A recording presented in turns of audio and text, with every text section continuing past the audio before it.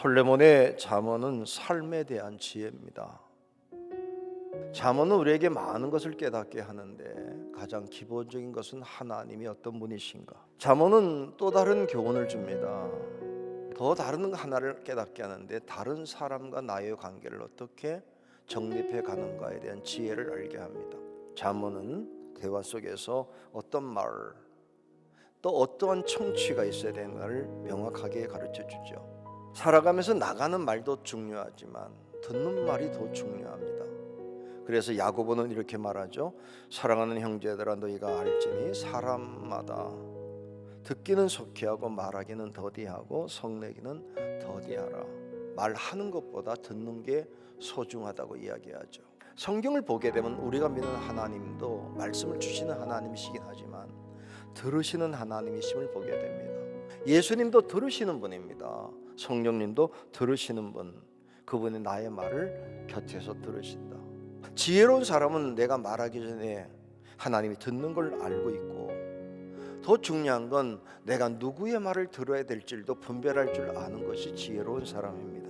우리가 어떤 말을 할 것인가에 대해서도 생각해 봤지만 어떤 말을 들어야 하는지에 대해서도 지혜로운 삶의 자세를 깨닫는 귀한 시간 될 수 있기를 주의 이름으로 축복합니다. 첫째, 들을 귀를 가지라고 말합니다. 하나님은 끊임없이 말씀하십니다. 그래서 히브리서 1장 이렇게 말합니다. 옛적의 선지자들을 통하여 여러 부분과 여러 모양으로 우리 조상들에게 말씀하신 하나님, 그리고 마지막으로 하신 말씀은 예수 그리스도를 통해서 우리에게 말씀을 주셨다는 거 이야기합니다. 오늘 우리의 신앙의 원칙은 단순합니다. 말씀이 주어지는 게 아니라 그 주어지는 말씀을 듣는 것, 그리고 받아들이는 것, 그리고 행하는 신앙. 자, 말씀은 선포됩니다. 그 다음은 받는 사람의 자세에 달려 있습니다. 어떻게 들을래? 근데 성경에서 말할 때 들을 귀라고 하는 말은 이해력입니다. 영적인 감각이 없는 사람은 아무리 말을 해도 못 알아듣는다. 학문이 없음에도 불구하고 영적인 진리를 순식간에 깨닫는 사람들이 있습니다. 들을 귀가 있기 때문입니다.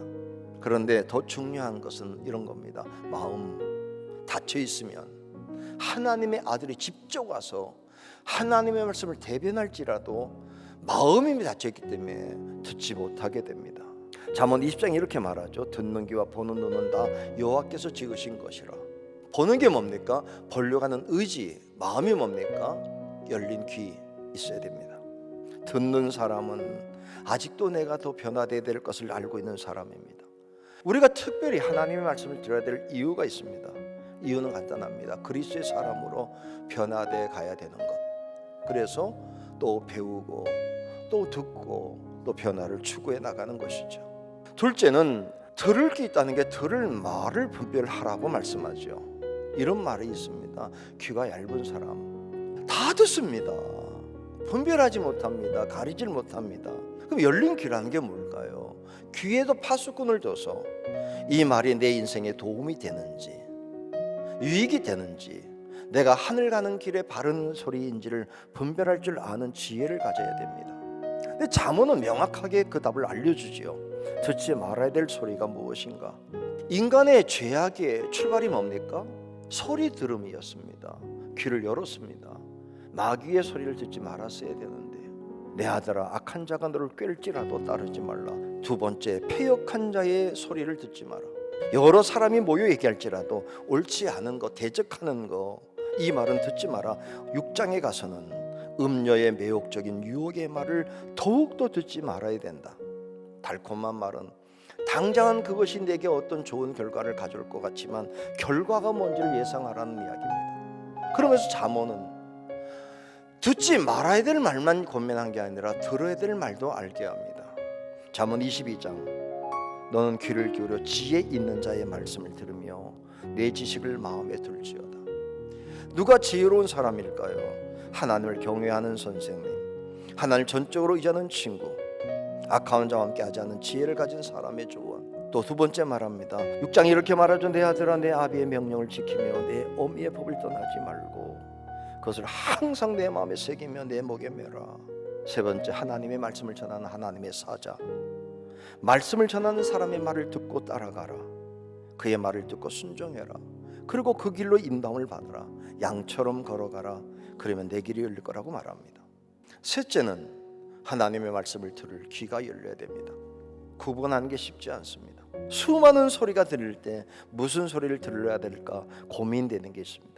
들어야 될 수많은 소리가 있어도 꼭 들어야 될 소리는 무엇입니까? 하나님 말씀. 왜 그렇습니까? 은혜가 되기 때문에 축복이 되기 때문입니다. 이사야 28장 이렇게 말하죠. 너희는 귀를 기울여 내 목소리를 들으라. 자세히 내 말을 들으라. 특별한 신비한 소리를 들을 거 없습니다.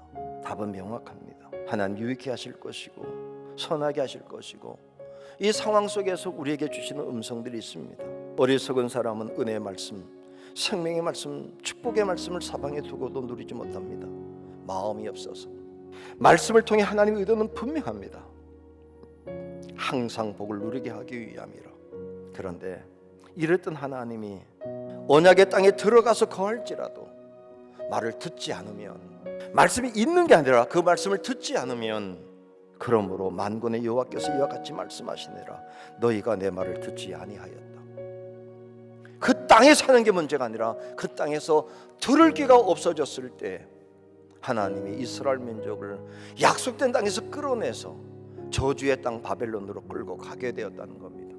오늘 이 성경이 우리에게 주는 중요한 핵심이 뭔지 압니까? 들을 귀 없었던 백성을 버렸다는 게 아닙니다. 고난의 순간을 통해서 정금같이 다시 태어나 들을 귀를 열게 되었을 때 하나님의 강권적인 방법으로 회복하게 하신 하나님, 그걸 고백하게 됩니다. 오늘 성경은 말합니다. 들을 귀 있는 자는 들을지어다. 말을 해도 들을 귀가 없는 사람들 속에서 우리 부강의 가족들은 다시 한번 눈을 감고 하나님의 음성이 무엇인가를 분별하고 들을 줄 아는 그런 음성을 통해서 또 내가 전하게 되고 그 말을 들음으로 하나님의 복음을 깨닫는 사람이 많아지는 것, 특별히 인천과 부천에 하나님의 음성을 듣는 사람이 많은 세상이 될 수 있기를 주의 이름으로 축복합니다.